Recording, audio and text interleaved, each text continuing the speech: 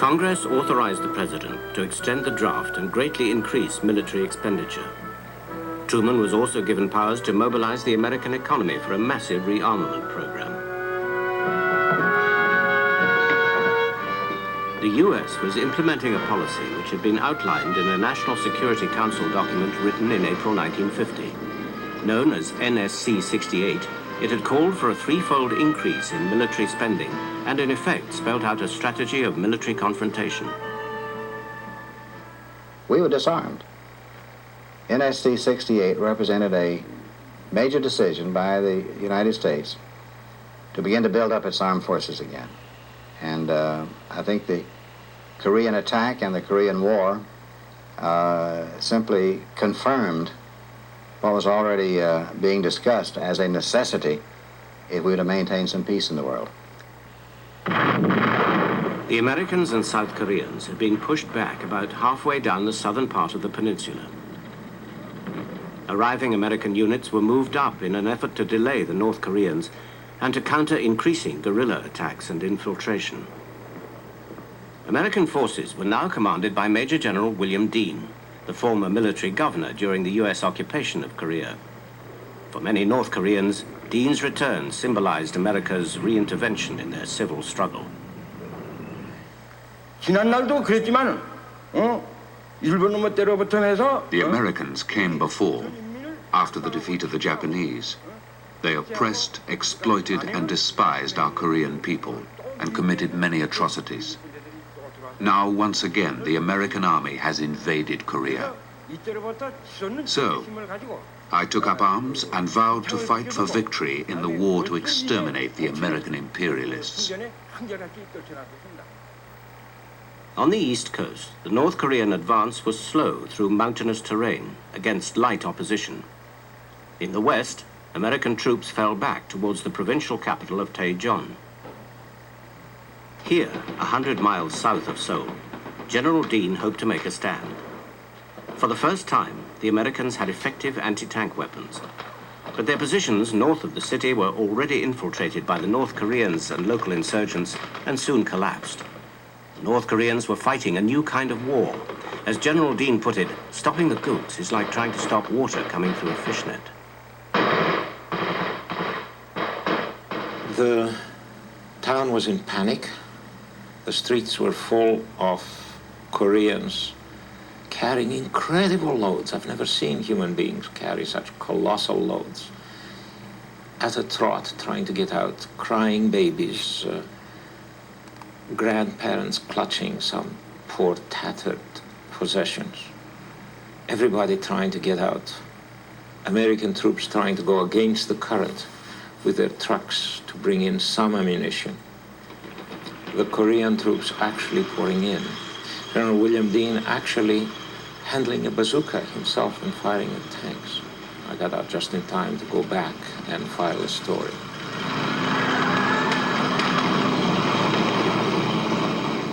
After the fall of Taejon, General Dean was captured, the most senior officer to be taken prisoner in the war.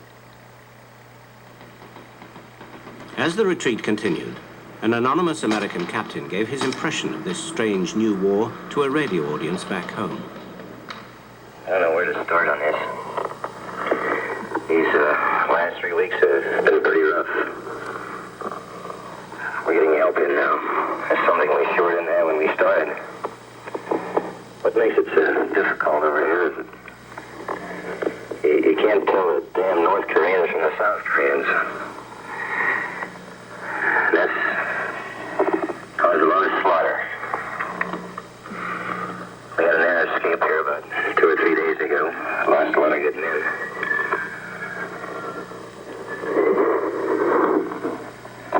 I hope we never get into a scrape like that again. This affair is more than a police action. It's something gigantic. By now, it was a full-scale war. The North Korean 6th Division swept through the southwestern provinces where there had traditionally been the greatest resistance to the Rhee government.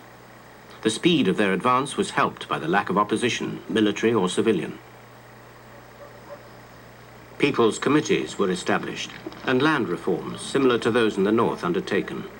This was supported by the peasantry.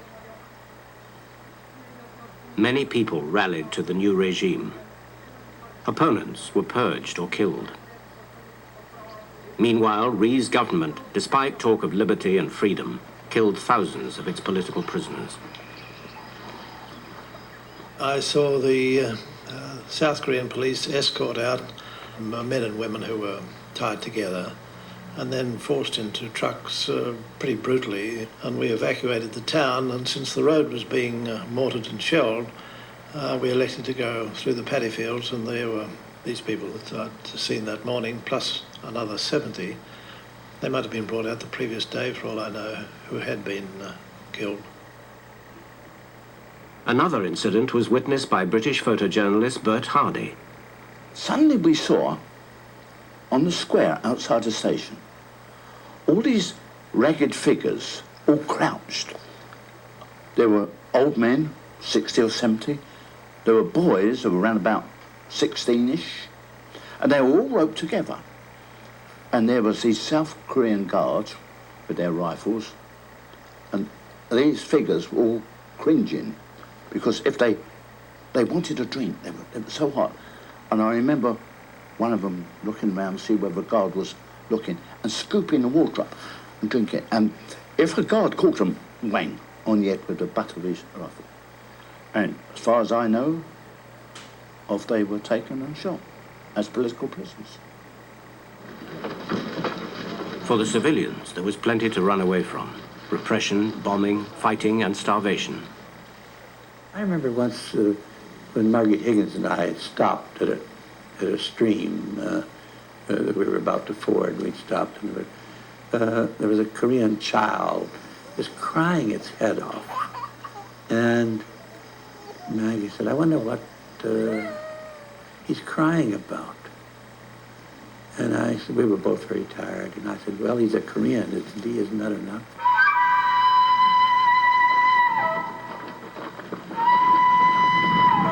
American troops found it difficult to distinguish friend from foe. The North Koreans had infiltrated refugee columns, and in the ensuing confusion, innocent civilians became casualties. One American general commented, "If they look organized, shoot at them. It can't be us." When we arrived there, it was a country, or at least Pusan, where we arrived, was a situation of shambles.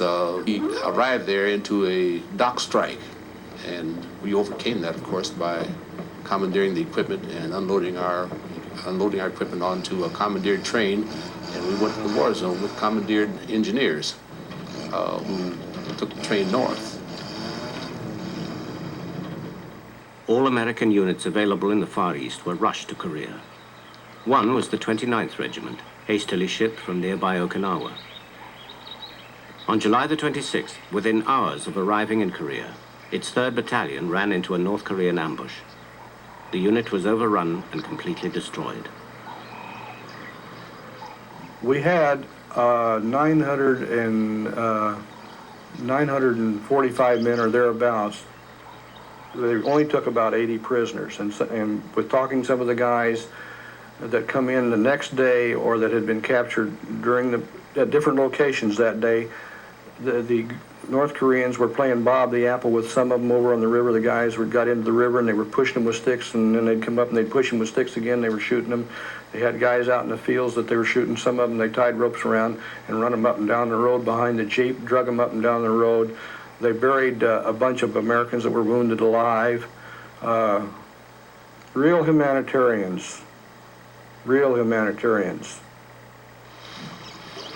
The American Army in 1950 still contained segregated units. This affected its readiness for combat in Korea.